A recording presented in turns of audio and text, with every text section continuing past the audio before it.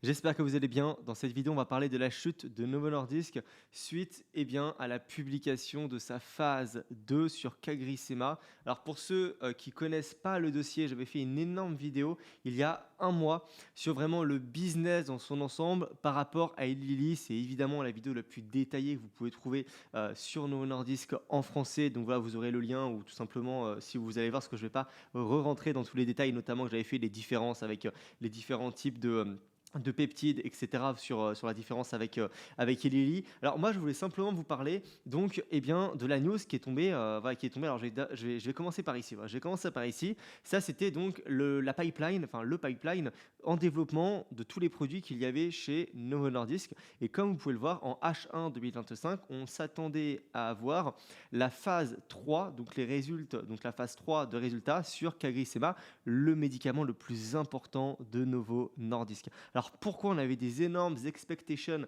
sur précisément cette phase 3 et CagriSema? C'est parce que Novo Nordisk était déjà depuis plusieurs années, enfin pour être précis quelques années, en retard avec Eli Lilly, le plus gros concurrent donc aux États-Unis. Alors on parle d'un retard qui était quand même qui se creusait d'année en année puisque on avait pour rappel, excusez-moi, je me remets directement voilà, ici. On avait Mounjaro avec Eli Lilly qui est déjà commercialisé et qui donne déjà une perte de poids de 22%. Alors que actuellement, Novo Nordisk, son traitement le plus puissant, d'accord, eh bien, ça va être Wegovy qui donne une perte de poids d'entre guillemets seulement 15%. Donc c'est pour ça qu'en fait, là, le CagriSema que l'on va sortir là, dans l'année était vraiment attendu avec au moins une perte de poids supérieure à Mounjaro d'Eli Lilly et on en attendait au moins une perte de poids de 25%. Enfin, c'était vraiment les expectations hautes du panier, c'était 22%. Alors là, qu'est-ce qu'on a eu? En fait, on a eu tout simplement un premier résultat. Je vous ai mis ici le papier. On a eu un premier résultat en décembre qui avait fait totalement chuter donc, le prix en bourse. Hop, je me mets ici sur Novo Nordisk. Vous voyez, on avait ici en décembre, ici là, donc la phase que vous voyez précisément, hop là, que vous voyez donc le Q4, cette phase-là, à savoir Redefine One, qui avait publié seulement 22,7% de perte de poids sous 68 semaines. On attendait encore une fois 25%. Et là, Redefine 2 a publié une perte de poids de seulement 15%. Mais alors attention, c'est pour ça que je fais cette vidéo, puisque en fait, l'échantillon de personnes a totalement changé. C'est-à-dire qu'on est passé sur un échantillon de personnes qui étaient obèses à un échantillon de personnes qui étaient obèses et en type diabète, d'accord. Et les personnes en type diabète ont plus de difficultés à perdre du poids. Donc c'est pour ça que je vous ai fait un petit résumé tout à la fin, là, voilà, tout à la fin. Et bien voilà, la différence entre les deux études de 68 semaines sur CagriSema vient surtout des patients. Donc le profil des patients, en décembre 2024, voilà, sur Redefine One, l'étude portait sur des personnes en surpoids ou obèses, mais sans diabète de type 2. Et là, en mars 2025, celle qui est tombée aujourd'hui, ils ont testé le traitement sur des patients avec un diabète de type 2. Le problème, c'est que les personnes atteintes de diabète perdent en général moins de poids à cause de leur métabolisme. C'est donc logique voilà, que la perte de poids soit plus faible pour la nouvelle étude, mais pas plus faible d'autant. Et vous allez voir que la conclusion, c'est pas un problème de Novo Nordisk et là du mauvais résultat, c'est un problème de l'avance qu'a Eli Lilly. Également, on pourrait mettre dedans AbbVie qui rentre sur le marché de la perte de poids. Donc c'est vrai que plus le temps passe, plus finalement les acteurs sont nombreux, donc plus également le marché sous-jacent il augmente. Ça, je suis d'accord, mais c'est vrai que la concurrence est de plus en plus féroce sur ce marché-là. Et on va faire un petit point sur Eli Lilly à la fin. Alors, pour le dosage des traitements, voilà, donc, dans Redefine One, les personnes pouvaient ajuster leur dosage et 53% à la fin de l'étude, enfin, il y avait 57%, excusez-moi, des patients, des cobayes, je sais pas comment on pourrait mettre ça, j'ai plus le nom en tête, mais bref, vous m'avez compris, qui avaient mis la dose max. Alors que là, sur le 2, il y en a 62% qui ont mis la dose max. Donc, c'est vrai qu'il y en a plus qui ont mis la dose max à la fin. Donc, on aurait quand même pu un petit peu compenser comme ça le fait que les diabètes perdent moins de poids, ce qui n'a pas été le cas. Alors, je vous refais une vue d'ensemble en 2 minutes. Vous pouvez zapper, ceux qui connaissent déjà bien le dossier. Mais c'est vrai que tout part sur la base de ce qu'on appelle les GLP-1, qui va avoir 4 effets, à savoir, premièrement, augmentation de la production d'insuline qui va abaisser le sucre dans le sang pour les diabétiques. Ça va également réduire la sécrétion de glucagon, je ne sais jamais comment on le prononce, qui là élève le sucre dans le sang. Ça va également ralentir la digestion pour mieux contrôler l'appétit et favoriser la satiété. Et ça va également agir sur le cerveau pour réduire la faim. Et donc ces deux effets-là, c'est pour les diabétiques, et ces deux effets-là, eh bien, c'est les effets secondaires qui vont vous aider à perdre du poids. Donc là, on avait Novo Nordisk, vraiment leader depuis de nombreuses années dans le GLP-1, avec vraiment son expertise en diabète et obésité, d'accord? Avec le Ozempic, le Wegovy et le Rybelsus, c'est la même chose, mais ça se prend par voie orale. Voilà, vous avez ici, je vous ai comprimé, voilà, ici, quotidien. C'est vrai qu'il y a des personnes qui ne veulent pas se faire des petites picouzes, hein, parce que c'est vrai qu'il faut quand même se piquer. Il y a plein de personnes qui ne veulent pas, donc qui préfèrent prendre les comprimés quotidiens, mais il y a moins de perte de poids. Et le problème, c'est que quand Novo Nordisk a sorti ce qu'on appelle le Wegovy, qui est simplement du Ozempic avec une double dose, et donc qui est simplement un médicament avec uniquement du GLP-1, eh bien, on a Eli Lilly qui a sorti, encore une fois, le Mounjaro. Et le Mounjaro, on a du GLP-1 plus quelque chose. Et ce quelque chose, c'est le GIP qui va venir en fait booster ces deux effets-là. Donc, ils ont fait un médicament finalement qu'on appelle voilà, un double agoniste avec du GLP-1 plus du GIP. Et donc, c'est encore une fois pour ça que Novo Nordisk, pour concurrencer le Mounjaro qui est déjà sorti, qui est déjà très très bon, ils ont voilà, tout misé sur le CagriSema. Et vous comprenez, je pense, pourquoi maintenant. Eh bien, pourquoi on attendait vraiment énormément sur le CagriSema. Et voilà, donc là, le GIP, hein, ça c'est Lilly qui mise sur le Mounjaro, donc qui est effet synergique, qui va renforcer la réponse insulique et améliorer la perte de poids. Donc vous avez effectivement vraiment du GLP boosté par le GIP pour la perte de poids. Et voilà, donc comment Novo Nordisk allait rattraper ce retard, c'était toute la conclusion, hein, c'était qu'on allait avoir le premier double agoniste GLP-1 avec, eh bien eux, ce qu'ils allaient faire, ce n'était non pas du GIP, donc comme vous l'avez ici, mais c'était un analogue de l'amyline, qui allait également avoir les mêmes effets, hein. Mais pour un problème de brevet, on peut évidemment pas faire les mêmes formules.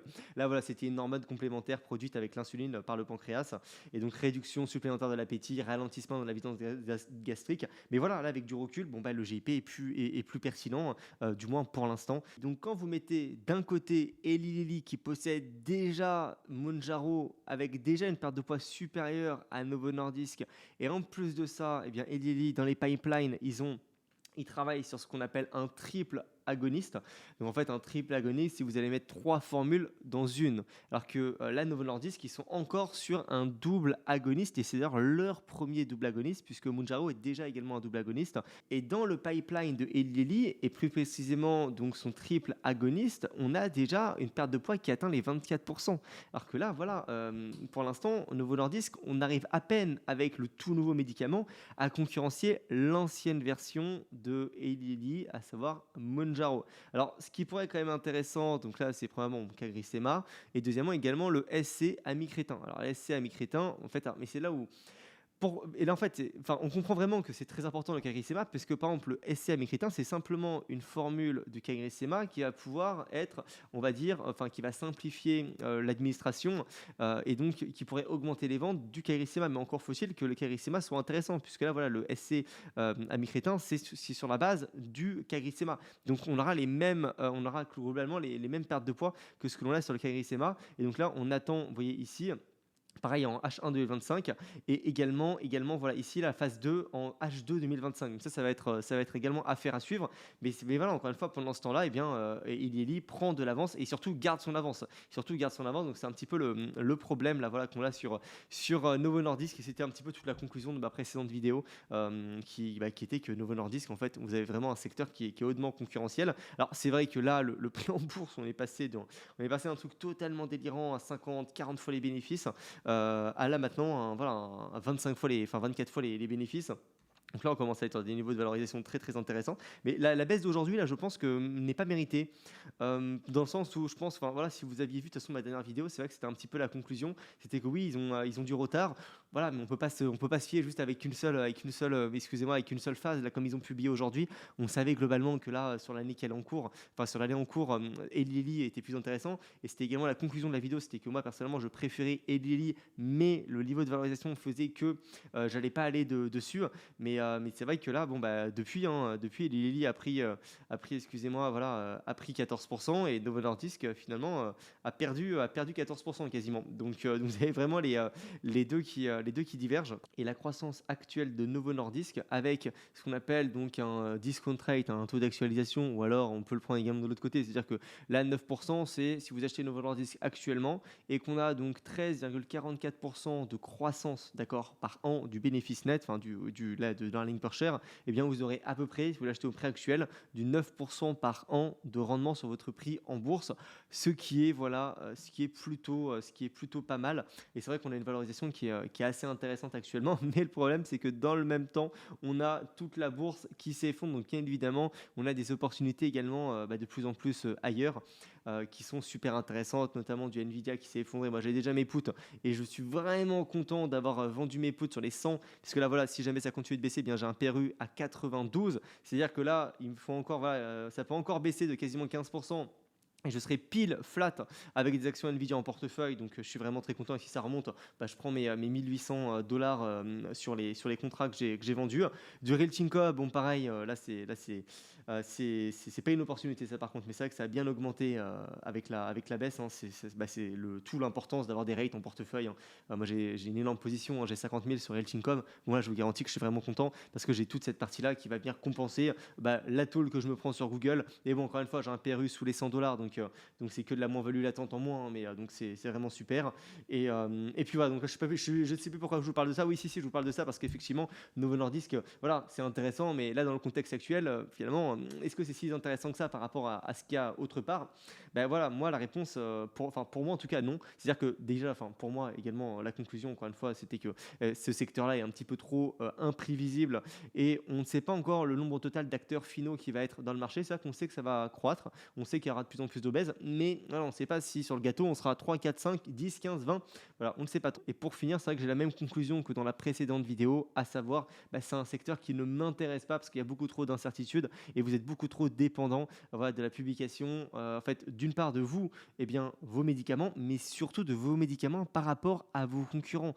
Et ça, malgré le fait que vos médicaments soient quand même rentables, mais le problème c'est que vous payez cette entreprise, là ça va, on est à 23, 24 fois, mais toutes les personnes qui ont payé ça à 50 fois, on avait globalement c'était la même entreprise, hein, c'est juste que là en fait il y a un peu plus de risques, mais on avait dans les pipelines les mêmes problèmes. Là excusez-moi, en juin, juillet 2024, on avait Eli Lilly qui était également en avance dans cette période. On avait du Eli Lilly qui était au plus haut historique. On était au top sur Eli Lilly à cette époque-là. Donc ouais, c'était deux boîtes, mais sauf que Novo Nordisk, les gens, ils n'ont pas voulu voir vraiment la réalité qui est que on avait quand même pas mal de problèmes par rapport à nos concurrents et on avait un marché qui allait de plus en plus se complexifier. Mais encore une fois, voilà, j'ai même hésité à acheter un call de long terme sur Novo Nordisk, mais c'est vrai que je me dis, il faut quand même que moi j'ai quand même un portefeuille concentré et je ne peux pas me permettre d'aller un petit peu de partout. Donc voilà, j'ai passé mon tour sur Novo Nordisk, même si c'est vrai qu'au prix actuel, voilà, je vois beaucoup plus de probabilité que l'entreprise augmente qu'elle continue à baisser, ou du moins que dans 3 ans, on soit encore au prix actuel. Mais voilà pour ce côté-là. C'est vrai que là, la tech a vraiment, enfin je me remets comme ça, mais a vraiment baissé. On a du Google, moins 5%, et c'est là où je me dis, en parlant de call, je suis vraiment content d'avoir acheté un call de long terme parce que là concrètement en fait j'ai mis que le call de long terme, donc c'est à dire que si ça remonte j'ai un levier dans Google et là quand ça baisse finalement j'ai que mon call de long terme et j'ai encore toutes mes cartouches à pouvoir envoyer. Et si jamais là vous allez me dire je loupe le train, non, je suis déjà dans Google mais avec un call de long terme avec une échéance de 2027, enfin fin 2027, donc j'ai vraiment le temps devant moi et ça me permet de tranquillement d'être content de voir le marché baisser. Si ça remonte je suis déjà dedans, si ça baisse j'ai qu'une toute petite position parce que j'ai un levier avec mon call et donc je vais vraiment pouvoir là pas mal renforcer. J'ai déjà renforcé pas mal d'entreprises. Je vous ferai peut-être une vidéo là-dessus. Mais voilà. Alors, j'ai pas renforcé Google à part mon call. C'est vrai que les GAFAM, je les trouve encore un petit peu chers par rapport à ce que je peux avoir ailleurs comme opportunité, notamment sur les small caps.